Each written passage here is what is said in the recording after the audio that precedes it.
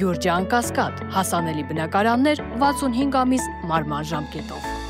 Տարածաշրջանում ստեղծվել են խաղաղության համար շատ բարենպաստ պայմաններ, ի հայտ են եկել նոր ստատուս քվո եւ նոր իրականություն։ Ավելին, այդ ստատուս քվոն հիմնված է ոչ թե օկուպացիայի, ոչ թե ագրեսիայի, այլ միջազգային իրավունքի նորմերի եւ սկզբունքների վրա։ Այս մասին հայտարարել է Ադրբեջանի օգնական Հիկմեթ Հաջիևը եւ հավելել, որ Ադրբեջանի եւ Հայաստանի միջև հարաբերությունների կարգավորման ուղղությամբ ձեռնարկվում են քայլեր։ Դրական կողմն այն է, որ խաղաղության պայմանագրի տեքստը համաձայնեցված է, սակայն կան բաց հարցեր, որոնք համաձայնեցված չեն Հայաստանի հետ, որպեսզի մենք կարողանանք հասնել կայուն ու վերջնական խաղաղության տարածաշրջանում։ Պետք է վերջ դնել Ադրբեջանի նկատմամբ Հայաստանի տարածքային հավակնություններին սահմանադրական հիմունքներով, հայտարարել է Հաջիևը։ Թեհրանում անցկացված միջազգային երկխոսության համաժողովում Հայաստանի անվտանգության խորհրդի քարտուղար Արմեն Գրիգորյանը հայտարարել է, որ Զանգեզուրի միջանց կոչվող նախագծի մասին քննարկում չկա։ Իրանական լրատվական գործակալությունը մեջբերել է Գրիգորյանի խոսքերը, համաձայն որոնց Հայաստանը երբեք չի գործածել միջանցք տերմինը եւ նման ձևակերպում չկա քննարկումների օրակարգում։ Հայաստանի Հանրապետության ազգային ժողովի նախագահ Ալեն Սիմոնյանը Կիպրոսի ներկայացուցիչների պալատի նախագահ Անիտա Դիմիտրիուին առաջարկել է բարձրացնել համագործակցության մակարդակը մինչև ռազմավարական գործընկերության աստիճանի։ Նշենք, որ Կիպրոսի ներկայացուցիչների պալատի նախագահը պաշտոնական այցով ժամանել է Հայաստան։ Մայիսի 15-ից ուժի մեջ է մտել ԵԱՏՄ-ի եւ Իրանի միջև ազատ առևտրի լիաֆորմատ համաձայնագիրը, որի շնորհիվ Հայաստանը կարող է տարեկան շուրջ $11 միլիոն տնտեսել։ Համաձայնագրով հայկական արտահանման 97.6%-ը կստանա արտոնյալ պայմաններ, հատկապես գյուղատնտեսական, սննդամթերքի եւ արդյունաբերական որոշ ապրանքների համար։ Մաքսատուրքերը մի շարք ապրանքների համար զրոյացվել են կամ զգալիորեն նվազեցվել, բարձրացնելով հայկական ապրանքների մրցունակությունն Իրանի շուկայում։ Իրано-ադրբեջանական համատեղ զորավարժությունները Ղարաբաղի տարածքում Արազ 2025 համատեղ զորավարժանքին մասնակցելու նպատակով Իրանի հեղափոխության պահապանների կորպուսի ցամաքային զորքերի հատուկ նշանակության ստորաբաժանումները անցել են Ադրբեջան։ Մեկնարկից առաջ Բաքվում հանդիպել են երկու երկրների բարձրաստիճան զինվորականները։ Իրանական լրատվամիջոցների տեղեկացմամբ դրանք տևելու են մինչև մայիսի 21-ը, նշելով, որ Հայաստանի եւ Ադրբեջանի տարածքներին որևէ վտանգ չի սպառնում։ Իսլամական հեղափոխության պահապանների կորպուսի ցամաքային զորքերի հրամանատարի տեղակալը հայտարարել է, որ զորավարժանքը, որի անվանումը խաղաղություն է, ուղղված է սահմանների անվտանգության, ամրապնդման եւ հնարավոր սպառնալիքների դիմակայմանը։ Խաղաղության Աբրահամի համաձայնագիր Ամերիկայի նախագահի հատուկ բանագնացը չի բացառում, որ ինչպես Լիբանանն ու Սիրիան, այնպես էլ Հայաստանն ու Ադրբեջանը կարող են միանալ այս համաձայնագրին։ Դա կարող է տեղի ունենալ Հայաստանի ու Ադրբեջանի հետ, որոնք մեր կարծիքով շատ մոտ են իրենց միջև հակամարտության վերջնական կարգավորմանը։ Երկուսն էլ կարծում եմ հնարավոր է ցանկություն հայտնեն միանալ Աբրահամի համաձայնագրերին։ Սա մի մեծ նախաձեռնություն է նախագահի համար եւ նա հավատում է դրան։ Համաձայնագրերը Աբրահամի համաձայնություններ են անվանվել հուդայականության եւ իսլամի ընդհանուր հավատքը Աբրահամ մարգարեի նկատմամբ ընդգծելու համար։ Հիմա բովանդակության մասին, ինչ նախաձեռնություն է, որին այդքան հավատում է նախագահ Թրամփը։ Աբրահամի համաձայնագրերը Ամերիկայի Միացյալ Նահանգների միջնորդությամբ մի շարք արաբական երկրների եւ Իսրայելի հարաբերությունների կարգավորմանը միտված նախաձեռնություն է։ Համաձայնագրերը ստորագրվել են Թրամփի աջակցությամբ դեռ առաջին նախագահության օրոք 2021 թվականներին։ Իսրայելը հաստատող է ունեցել արաբական միացյալ նահանգների, Մարոկոյի, Բահրեյնի եւ Սուդանի հետ։ Ինչն էր միավորում այս երկրներին, հիմնականում ոսկի հարցի Բահրեյնի եւ էմիրությունների մասին, դա Իրանի վտանգն էր։ Այսինքն փաստաթուղթը ինքը ունի նաեւ հակաիրանական ուղղվածություն։ Հայաստանի արտգործնախարարությունից փաստացի չեն բացառել ամերիկյան այդ նախաձեռնության շուրջ քննարկումները սկսելու հավանականությունը, ձևակերպել են ինչպես ձևավորված ռազմավարական գործընկերությունը, այնպես էլ տարածաշրջանում խաղաղության հաստատմանը նպաստող նախաձեռնությունները իհարկե կարող են նոր հնարավորություններ տալ։ Փորձագետները նոր հնարավորությունների մասին այս պնդմանը այնքան էլ հակված չեն։ Ասում են, համաձայնագիրն իր թե տնտեսական, թե քաղաքական բովանդակությամբ առնվազն չի համընկնում հայկական շահին։ Եթե մենք նայենք բովանդակային մասով, իհարկե իմաստ չկա։ Եթե մենք նայենք ինչ վտանգներ են ապարունակում, ապա ամենակարևորը դա Իրանի արձագանքն է ԱՄՆ-ի այս առաջ քաշված նախագծին։ Եթե Հայաստանը միանում է, ապա միանշանակ դա անկալվելու է Իրանում որպես խիստ հակաիրանական քայլ։ Ուղղված է Իրանի դեմ այսինքն Իրանից գալույց այդ վտանգները, որոնք կան մեծաբար արևելքում արաբական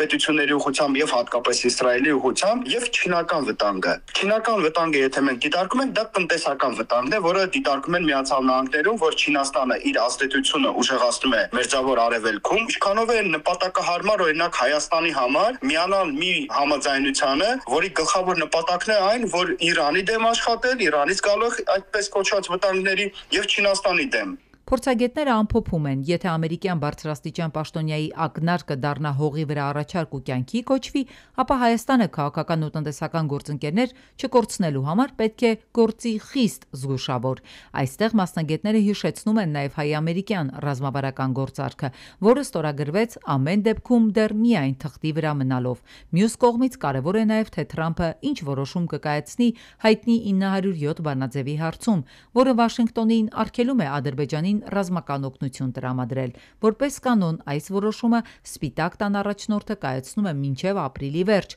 Փորձագետները համոզված են, այս ուշացմանը զուգահեռ ադրբեջանական լոբբիստները ակտիվ աշխատում են ազդեցություն ունենալու Թրամփի աշխատակազմի վրա։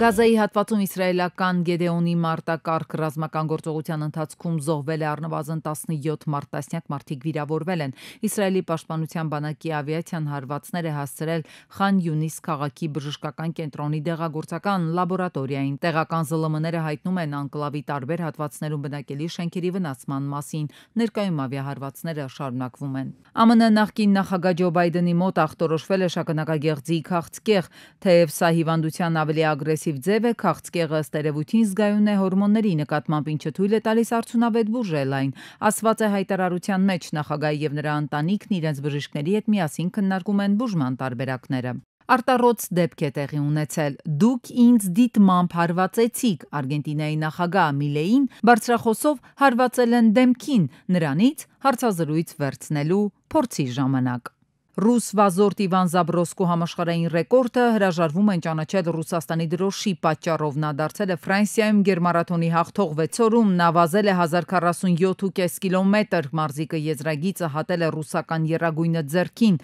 Այդ պատճառով Գերվազորդների միջազգային ասոցիացիան հրաժարվել է ճանաչել նրա ռեկորդը։ Չելյաբինսկի մարզի Մագնիտոգորսկի պետական կրկեսում ակրոբատիկ հնարք կատարելիս մարմնամարզուհին մահացել է ընկնելով 4 մետր բարձրությունից։ Կրկեսային ներկայացումների նախապատրաստման ժամանակ կրկեսի չպարզված պաշտոնատար անձինք խախտել են աշխատանքի պաշտպանության պահանջները, թույլ տալով 22-ամյա արտիստուհուն առանց ապահովագրության ավելի քան 4 մետր բարձրության վրա կատարել փոխանցման ակրոբատիկ հնարք։ Արդյունքում մարզուհին վայր է ընկել, հայտնվելով կրկեսի արենայում, աղջիկը մահացել է շտապօգնության մեքենայում։ Քայլի Ջեները փոթորկել է Instagram-ը հրապարակելով եւս մեկ լուսանկար $10,000 արժողությամբ լողազգեստով։ Քայլին հագել է Chanel-ի 95 թվականի հավաքածուի լողազգեստ։ Այս կերպարը նորաձևության ցուցադրությանը հայտնվել է Ջեների ծնվելուց 2 տարի առաջ, երբ դրանով քայլել են այնպիսի մոդելներ, ինչպիսիք են Նաոմի Քեմբելը եւ Կլաուդիա Շիֆերը։ Լողազգեստը թեև հազվագյուտ գտածո է, երկրորդային շուկայում հասանելի է գրեթե $10,000-ով։ Ապօրինի շինարարություն մեր քաղաքում չի կարող լինել, հայտարարել է Տիգրան Ավինյանը։ Քաղաքապետը նշել է, որ առողջ մտածելակերպ չէ, նորմալ չէ, երբ մարդը մտածում է ոնց անի բակի անկյունն իրենով անի։ Ապօրինի շինարարությունը Երևան քաղաքում տեղ չունի։ Ապօրինի շինարարության դեմ Երևանի քաղաքապետարանը պայքարելու է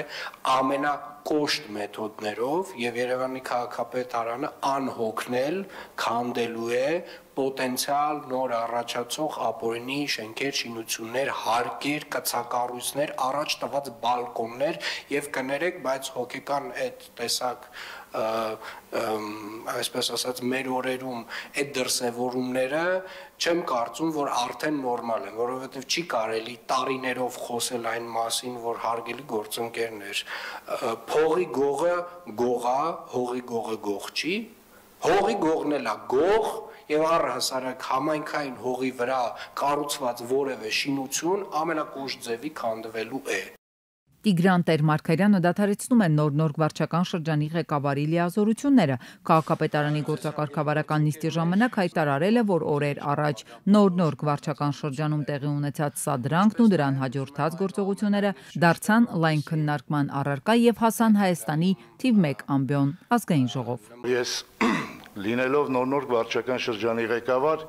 խոչընդոտելու եմ դատավարության ընթացքին։ Հետևաբար, պարոն քաղաքապետ, այսօրվանից դադարեցնում եմ իմ լիազորությունները որպես նոր վարչական շրջանի ղեկավար։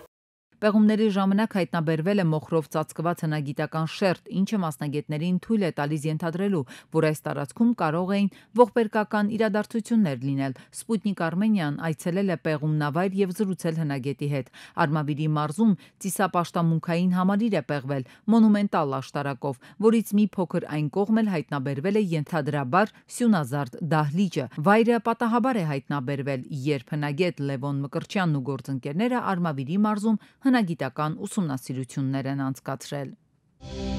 Մերձավանի դպրոցում տեղի ունեցած միջադեպը շարունակում է կրքեր բորբոքել ու մնալ հանրության ուշադրության կենտրոնում։ Մարդկանց հատկապես զայրացրել է դպրոցի ուսուցչուհու նկատմամբ երեխաների անհարգալից վերաբերմունքն ու պահվածքը։ Նաև սա է պատճառը, որ միջադեպին ներկա դեռահասները սկսեցին թիրախավորվել տարբեր սոցիալական հարթակներով։ Անտեսելով երեխաների տարիքային առանձնահատկություններն ու իրավունքի ոտնահարման սկզբունքները, ատելության խոսքի մի մեծ ալիք ուղղվեց դեպի դպրոցականներ։ Երեխաները սկսել են թիրախավորվել, տարբեր բառեր օգտագործելու, տարբեր վարքագիծ դրսևորելու եւ փոխանակ պատճառները եւ հետևանքները կարողանանք քննարկել, մենք սկսեցինք շեղվել ամբողջությամբ երեխաների ուղղությամբ։ Որոշ երեխաների մոտ կարող են առաջանալ թերարժեքության բարդություններ, երեխաների մոտ կարող է առաջանալ նաեւ մեծերին չհարգելու եւ նաեւ մեծերի հետ հակադրվելու կայուն պրակտիկան։ Հոգեբանը նկատում է դեռահասության տարիքի երեխաներին բնորոշ են հուզական բռնկումները, պոռթկումներն ու հրահրված կոնֆլիկտայնությունը, բայց սա ամենևին էլ չի նշանակում, որ նրանց մասնակցությամբ տեսանյութերը պետք է թիրախավորվեն, դառնան ծաղրի առարկա կամ կոշտ քննադատության ենթարկվեն։ Ընդհակառակը երեխաներին պետք է զերծ պահել բռնության, ատելության ու անհանդուրժողականության դեպքերից։ Եթե այստեղ երեխան սադրանքի ազդեցության տակ փորձում է ինչ-որ բան ցույց տալ, ինչ-որ կերպ ինքնահաստատվել, ինչ-որ մեծահասակի շահերի է ծառայում, ապա հասարակության նման արձագանքը մեր ապագա քաղաքացիներին, այս նույն դեռահասներին դարձնելու է ել ավելի հակասոցիալական, երեխաների մոտ լինելու է հիասթափություն, անարդարության զգացում, մեղքի զգացում։ Մարդկանցից ստացած ատելությունն ու ագրեսիան երեխաները տարիներ անց վերադարձնելու են նույն այդ հասարակությանը։ Նման իրավիճակներում հատկապես կարևոր է մեծահասակների ըմբռնման կարևորությունը, սթափ դատողությունն ու համբերատար վերաբերմունքը։ Ես օրինակ հանդիպեցի 1300 մեկնաբանությամբ, որտեղ կա մեկ դրական, մեկ հաստատող կամ մեկ կանխարգելիչ մեկնաբանություն, որ փորձեք երեխաներին ետ պահել նման ագրեսիվ նոտաներին։ Որտեղ երեխաներին զերծ պահել էկրանների առջև խոսելուց։ Ցավոք սրտի, եթե արդեն տեղեկատվությունը հայտնվել է համացանցում, այն վերածվում է շատ խիստ բացառիկ դեպքերում, եթե ինքը պարունակում է հատուկ դաժանություն, եթե այնտեղ կան անպարկեշտ ինչ-որ արտահայտություններ կամ տեսաձայնագրություններ եւ ինֆորմացիայի մեծամասնությունը պահպանվում է շատ երկար։ Ծնողը կարող է պահանջել, որպեսզի ինչ-որ օգտատերը դա հանեն, բայց նրանց չհանելու պարագայում նա ստիպված է լինելու իր իրավունքները պաշտպանել դատական կարգով։ Մասնագետները հորդորում են զերծ մնալ ատելության խոսքից, հիշել, որ նրանք մեր պաշտպանության եւ աջակցության կարիքն ունեն եւ չի բացառվում նաեւ, որ խոր վերլուծությունից հետո երեխան կարող է նաեւ զղջալ իր արարքի համար։